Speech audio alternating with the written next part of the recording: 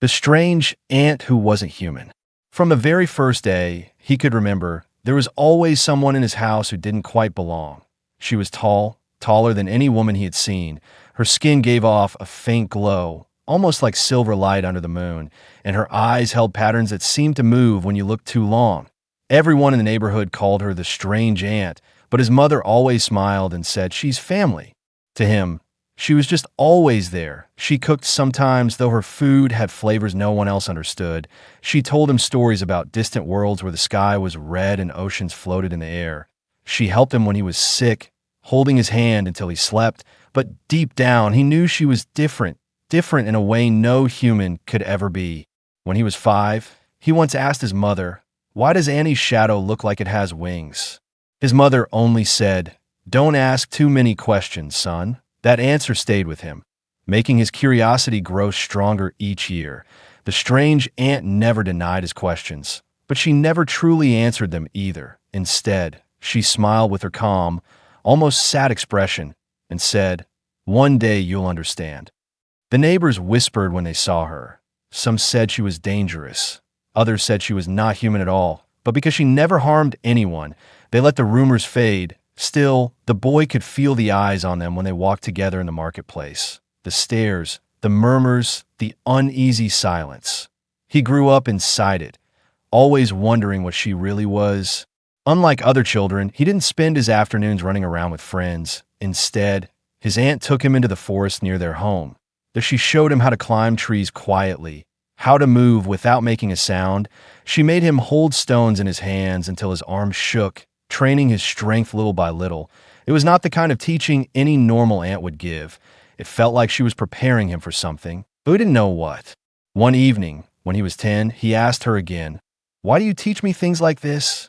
"My friends only play games, but you make me train like a soldier." She looked at him with those strange, glowing eyes and replied, "Because you're not like other children, you must be ready." The words scared him, yet they also made his heart beat faster. What did she mean? Ready for what? He tried to ignore it for years, telling himself she was just odd. But then there were nights when he caught her standing outside under the stars, her face turned to the sky. He once saw her lips moving as if speaking to someone far away. The air around her shimmered faintly, and he swore he saw the outline of wings again. That night he couldn't sleep. His aunt wasn't human. He was certain of it. But despite her strangeness, she cared for him more than anyone. When he scraped his knees, she healed them with a touch that left a faint glow. When he cried, she wrapped her long arms around him. And for some reason, her heartbeat always calmed him more than his mother's did. It was as if she understood his pain before he even spoke. As he grew older, he noticed something else. Her eyes always followed him, not with judgment, but with deep study, like she was watching every move, every word, every action. Sometimes it felt like she wasn't just protecting him, but also measuring him, testing if he was becoming what she hoped he would. Then came the night that burned itself into his memory. He was 12 when a group of older boys tried to pick a fight with him near the river. They pushed him, laughed at him, called his aunt a freak. He wanted to fight back, but he was outnumbered. Before he could fall in the water, she appeared, fast, silent, like a shadow from the dark. Her eyes glowed brighter than he had ever seen. The boys froze, their laughter dying in their throats. She didn't speak a word, but they ran, terror etched on their faces. He turned to her, his heart pounding. "Auntie, what are you?" he whispered for the first time. She knelt down and placed a glowing hand on his shoulder. Her expression was soft but heavy with meaning. "I am someone who promised your mother to protect you," she said, "but more than that. I am here to prepare you for the path you cannot yet see." The boy didn't know whether to feel safe or afraid. He only knew one thing, that his life was not normal, and his aunt was not who she pretended to be. The truth was out there, hidden in her eyes, waiting for the day she would finally reveal it. Until then, all he could do was follow her guidance, not knowing where it would lead. And deep down, he felt it. His future was tied to her, and to something far beyond the human world. Lessons only she could teach. While other boys in the village learned how to throw stones at birds or chase each other in the fields, he was learning something else. His aunt never gave him toys. Instead, she gave him tasks, strange tasks, things no child should be asked to do, but she made them sound important. She would lead him into the forest and tell him to sit silently for hours. Listen, she whispered, not with your ears, but with your heart. At first he heard only the sound of wind and rustling leaves, but after weeks of practice he began to notice more. The way ants marched in rhythm, the faint hum of creatures underground, the distant beat of wings at night. It was as if she had opened a door in his mind. Another day, she handed him a bowl of water and told him, hold it without spilling a drop. He thought it was simple, but then she began to throw pebbles at his feet, shake the ground, and even blow gusts of air towards him. No matter what she did, he had to keep the water steady. His arms burned, his legs shook, but he didn't give up. When he finally managed it, she touched his forehead gently. You are learning balance. Without balance, you cannot survive. She also taught him strange words, words not from any human language. They sounded sharp, like crackling fire, sometimes soft like flowing water. When he repeated them, the air around him felt heavy. Once, when he whispered a phrase, a candle flame bent toward him. He gasped in shock, but she only smiled. This is your inheritance, she said. It is in your blood. The boy's friends didn't understand him anymore. They called him weird because he never joined their games. He was faster, stronger, and quieter than any of them. Once, when they tried to sneak up on him, he heard their footsteps before they even appeared. They shouted, "Are you a ghost?" He didn't know how to answer. He just knew he was becoming something different. But with each lesson came questions. Why me? Why are you teaching me things no other human learns? He asked one night. His aunt looked at him with eyes full of secrets. Because your future is not here in this village, she said. You belong to something greater. Her words made him restless. At night he dreamed of skies with 2 moons, of creatures with wings of light. He would wake up sweating, staring at her silhouette by the window. Sometimes he wondered if she had placed those dreams in his head. Not all lessons were gentle. Sometimes she was strict. When he failed, she made him start again. If he dropped a stone while climbing, she made him climb higher. If he gave up, she made him repeat the task until his hands bled. Yet she never once raised her voice. She didn't need to. Her silence was heavier than anger, and always pushed him to continue. One day, she tested him in a way he never forgot. She blindfolded him and told him to fight. At first, he panicked, but then he remembered her earlier teachings. Listen with the heart, not just the ears. Slowly, he began to sense her movements, the whisper of her breath, the shift in the ground when her foot touched it. He moved just in time to block her strike. For the first time, he felt proud. She nodded and said, "Good. You were starting to see without seeing." Still, he didn't fully trust her. He cared for her, yes, but sometimes he wondered if she was shaping him into something against his will. She would never explain why she trained him, only that he must be ready. Ready for what? The question haunted him every day. There were also moments of warmth. After hard training, she would sit with him near the fire and tell him stories, tales of ancient battles, of noble warriors, of a time when her people fought for survival. She spoke of sacrifice and honor. Her voice carried both sorrow and hope. He realized then that behind her lessons was not just discipline, but love, deep, unshakable love. By the time he was 15, he was no longer a normal boy. He could run faster than most grown men. He could climb trees silently and strike targets blindfolded. He knew words that made flames flicker and winds shift. He had balance, focus, and patience beyond his years. But what he didn't have were answers. Then came a night unlike any other. She led him deep into the forest, farther than he had ever gone. The trees glowed faintly, as if reacting to her presence. She stopped in a clearing where the ground shimmered under the moonlight. She turned to him and said, "Your childhood is ending from now on.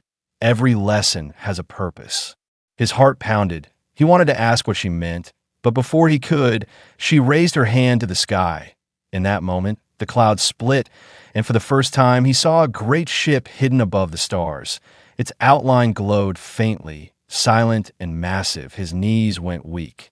She looked at him and whispered, "This is why I raised you. This is why you must learn. Soon you will stand before them, and only then will you know who you really are." The day of secrets revealed. The morning of his 18th birthday felt different. The air was heavy, as if the world itself was waiting for something. He woke to find his aunt standing by the window, her glowing eyes fixed on the horizon.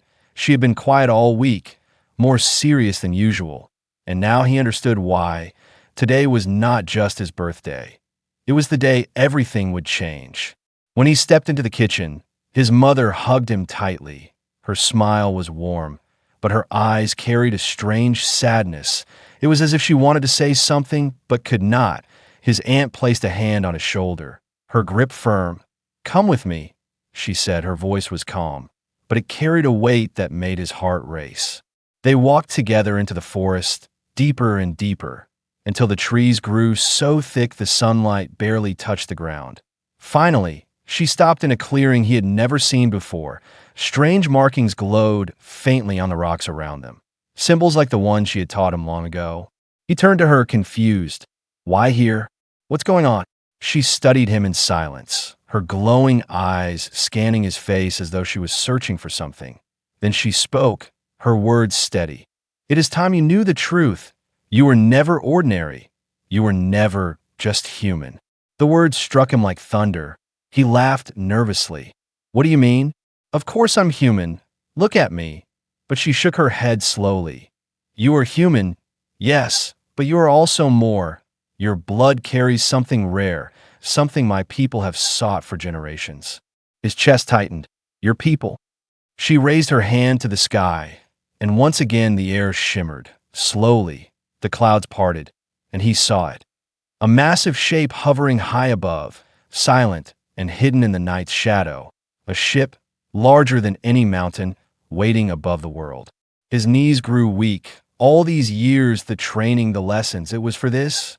She nodded. "Your mother asked me to raise you, to prepare you.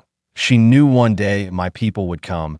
She trusted me to keep you alive and guide you to this moment." The ground seemed to spin beneath his feet.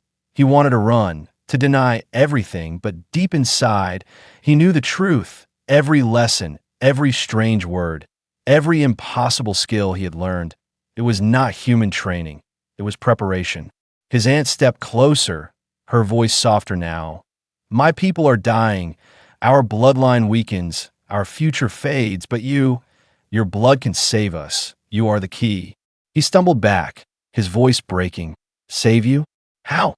I'm just a boy." But she shook her head firmly. "No, you are not just a boy.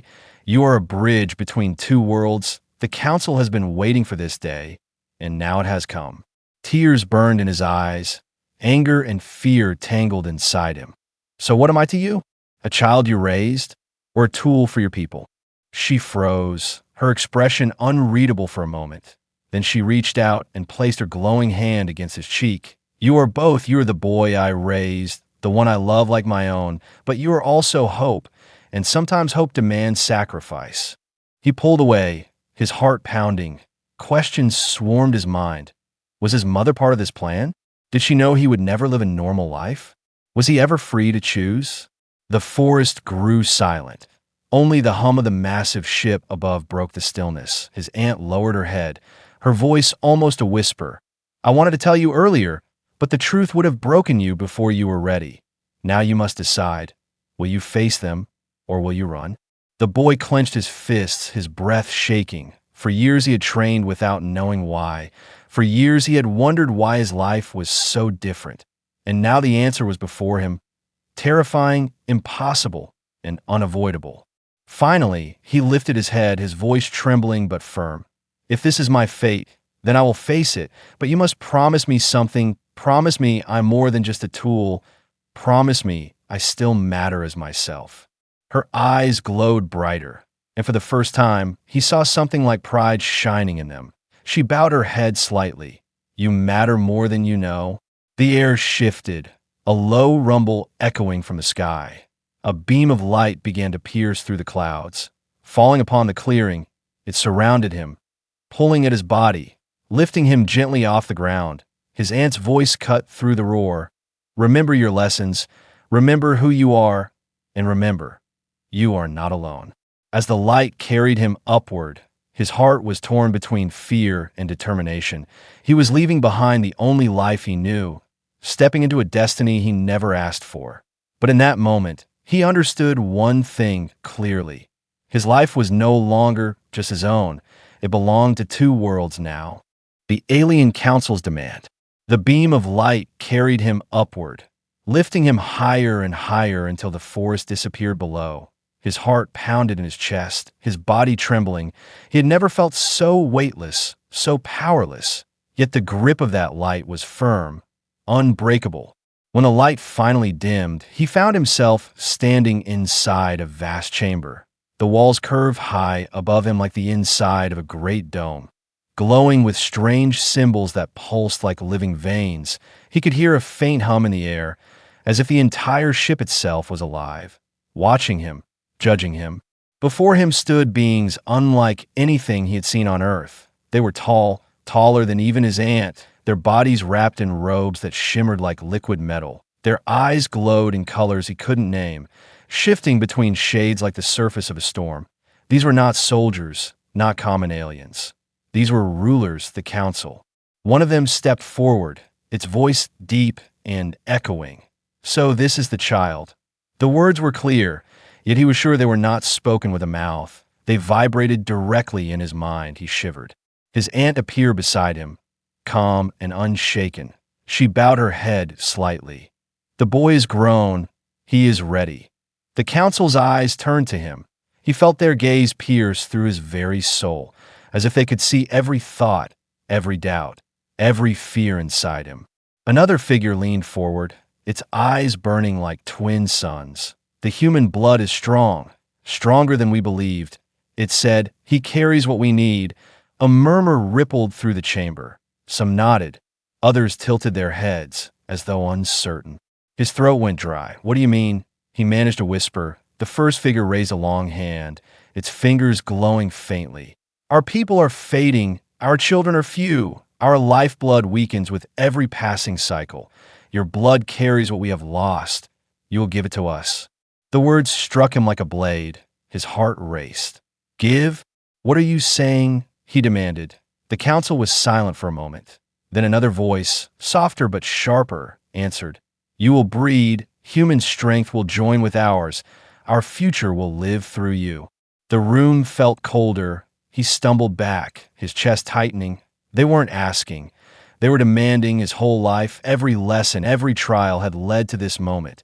And now he understood the truth. To them, he wasn't just a boy. He wasn't even a person. He was a resource, a vessel, a key to survival. He turned to his aunt, anger and betrayal flooding his voice. "Is this why you raised me? Is this what I was to you? A tool?"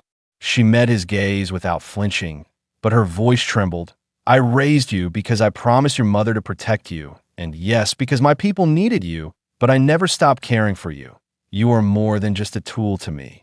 Her words struck him, but they didn't erase the weight of the council's demand. One of the aliens stepped forward, its robe shifting like liquid. "You will not refuse. You cannot refuse, for if you turn away, your people on Earth will suffer. We have the power to take what we need, but we offer you honor, a place among us, a legacy that will never die." He clenched his fists, rage boiling inside.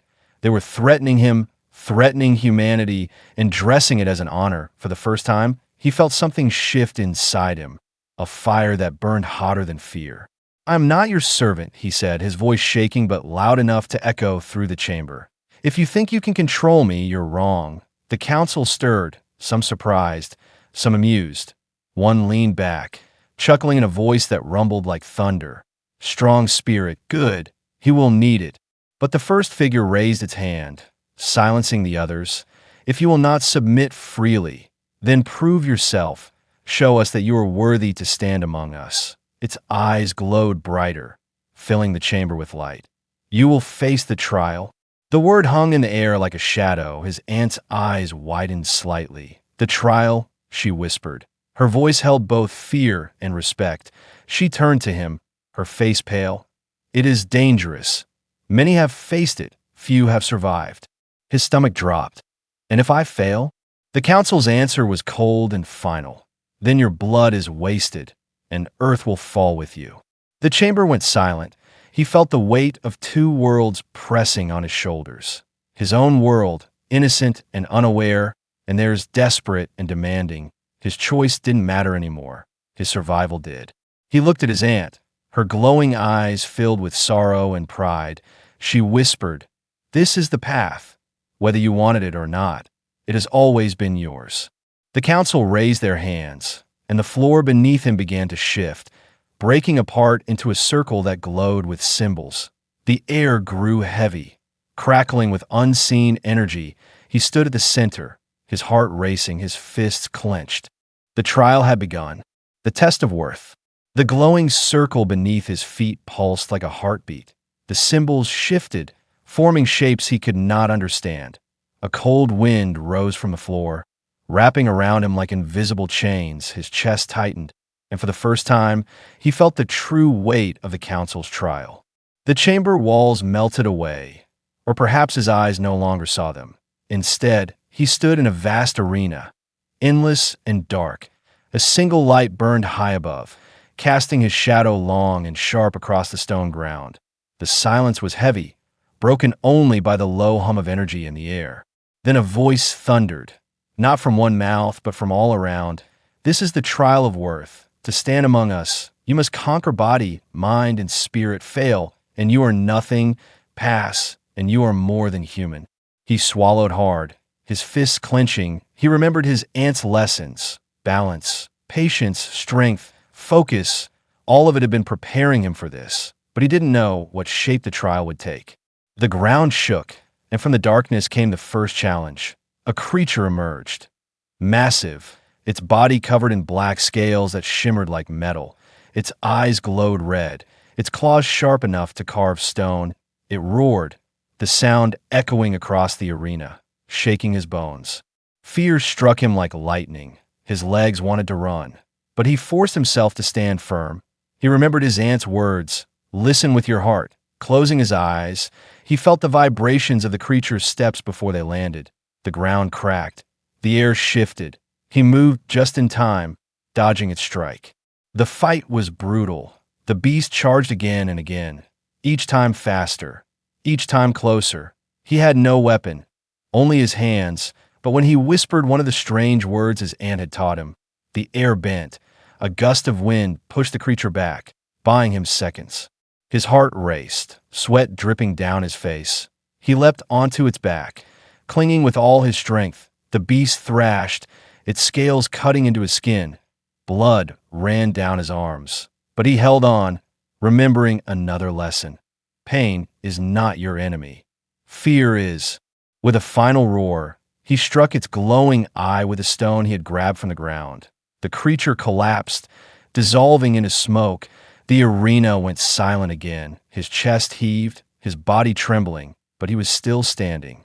The voice returned, colder this time. "Strength is proven. Now face the trial of the mind." The arena shifted, the ground beneath him melting into glass. Suddenly he was back in his village. He saw his mother, her warm smile, her eyes full of love. She reached out to him. "Come home, my son. Forget all of this." His heart ached. He wanted to run into her arms, but something was wrong. Her shadow was too long, her smile too perfect. He remembered his aunt's warning. Not all things are what they seem. His fists clenched. "You're not my mother," he said. The image shattered like glass. Voices whispered in the darkness, twisting his thoughts. They told him he was nothing, that he was just a tool, that his aunt had lied. They told him no one truly loved him. Not even his mother. His knees weakened, but he remembered the nights when his aunt held his hand while he slept, the time she healed his wounds. He shouted into the void, "I am not nothing, I matter." The whispers faded, leaving only silence. The voice thundered again. "Mind is proven. Now face the trial of spirit." The arena shifted once more. This time, he found himself standing on a narrow bridge above an endless abyss. Across the bridge stood his aunt, her glowing eyes locked on him, but in her hands was a blade of light. She raised it slowly, her face expressionless. "To prove your spirit, you must fight me," she said. His heart sank. "No, I can't." She stepped forward, her movements calm, steady, unstoppable. "You must," she whispered. He remembered every lesson she had given him. How to strike, how to block, how to survive, but now he had to use them against the very one who had raised him. Each clash of her blade sent sparks flying. Each strike of her hand sent pain through his bones. He blocked, dodged, and staggered, his breath short, his body aching. Finally, she drove him to his knees. The blade hovered above his chest, glowing. Her voice softened. Do you understand now? The trial is not about winning. It is about refusing to break. Tears filled his eyes. His spirit screamed to rise again. He pushed against the ground, his body shaking, and stood, battered but unbroken. The blade vanished, and his aunt's form dissolved into light. The arena faded back into the council chamber. The council watched him in silence, their glowing eyes unreadable. The voice spoke one final time, strength, mind, spirit, all proven. The human lives, the chamber filled with murmurs, some in awe, some in doubt, but none could deny the truth. He had passed the trial. His chest heaved, blood stained his arms, but his heart burned with fire. He was not just a boy, not just human, he was something greater, and now the council had to face the truth as well. He was not theirs to command. He was his own, a choice no human ever faced. The chamber was silent after the trial. The boy stood in the center, blood on his arms, sweat on his face. His chest rose and fell with each heavy breath, but his eyes were steady. He had survived. He had proven himself. Yet victory did not bring peace. The council stared at him, their glowing eyes flickering with unreadable emotions. One of them finally spoke, its voice deep and cold. The human has passed. He is worthy. Another leaned forward, its robe shimmering. Then the time has come. He must fulfill his purpose. He swallowed hard, his body tense. And what is that purpose? The council's answer came like thunder. You will give us life. You will join with us. And through you our bloodline will live again. The words struck him like a blade to the heart. His aunt had spoken of destiny, of survival. But hearing it from their mouths made it feel like a prison. They weren't asking him to fight anymore. They were demanding his future, his very blood. He looked at them in defiance, his fists clenching. And if I refuse? A low rumble echoed through the chamber. Some of the figures hissed, their eyes flaring. The first voice replied coldly, Then your people will pay. Earth will fall. Humanity will burn with you. His heart sank. They were not giving him a choice. They were using fear, his blood, for their survival, or his world for their punishment. For a moment, he felt like a child again, small, powerless, trapped between forces greater than himself. His aunt stepped forward, her face calm, but her voice soft. He has the right to choose, she said. The council turned to her sharply, one voice hissing, You dare question us? But she did not bow. I raised him. He is not livestock. He is not a vessel. He is a human, and he must decide for himself. The boy looked at her, her glowing eyes filled with sorrow and pride. She believed in him, even against her own people. And yet, deep inside, he could see the truth. She too wanted him to accept, not for power, but because she truly feared the extinction of her kind. The chamber seemed to close in around him. The weight of two worlds pressed on his shoulders. If he said yes, he would be giving himself away. His life would no longer be his own. But if he said no, billions on Earth could pay the price. He thought of his mother, of her warm arms, her smile. He thought of his village, the people who laughed, who doubted him, who whispered about the strange aunt. They were his people. They were his world. Could he condemn them for the sake of his own freedom? Then he thought of himself, of the boy who trained in the forest, who bled on the stones, who learned strange words and fought impossible battles. He had proven his worth, not just to them, but to himself. Did he really want to give all of that away? The council grew impatient. Choose, human, they demanded, your blood or your world. Their eyes burned brighter, the chamber trembling with their voices. His aunt whispered, so softly only he could hear, Whatever you choose, I will stand with you. Those words cut deep into his heart. They gave him strength. They reminded him that he was not completely alone. He raised his head, his voice trembling but clear. You think I only have two choices, but you are wrong. The council stirred, surprised. I am human, and humans do not bend so easily. If you want my blood, if you want my future, It will not be as your servant. It will be as your equal." The chamber erupted with whispers. Some of the council glared, furious. Others tilted their heads, intrigued. One voice hissed, "Arrogant child." Another answered, "Perhaps he is right." The first figure leaned forward, its glowing eyes sharp as blades. "You dare set conditions before us?" The boy did not flinch. "Yes, because without me, you have nothing. You can threaten Earth, but you know if I die, your future dies with me. You need me more than I need you." The silence that followed was heavier than any roar. His words hung in the air, undeniable. For the first time, the council seemed uncertain. His aunt's eyes glowed brighter, and though she said nothing, he saw it. The faintest smile, pride shining in her face. He had turned the weight of his curse into a weapon. He had found a third choice. The council finally spoke, their voices layered together. "Then we must decide. Human, perhaps you are more dangerous than we believed." The chamber darkened, their eyes glowing like stars in the void. "But know this, whatever path you take, it will shape not only us, but your entire world." The boy stood firm, his chest heaving, his fists still clenched. He had faced beasts, illusions, and even his aunt, but this was the real trial. A choice no human had ever faced before, a choice that could unite two worlds, or doom them both. And as the silence stretched, he knew one truth. There was no turning back now. The decision that shook two worlds. The chamber was silent, so silent that he could hear his own heartbeat echoing in his ears. The council's glowing eyes surrounded him, burning with expectation. His aunt stood beside him, calm but tense. Her hands were folded, yet her body leaned ever so slightly toward him, as though ready to shield him even now. The boy, no, the young man, stood in the center. His trial was over, but his true test had only begun. The weight of his words from before still hung in the air. "I will not be your servant. I will be your equal."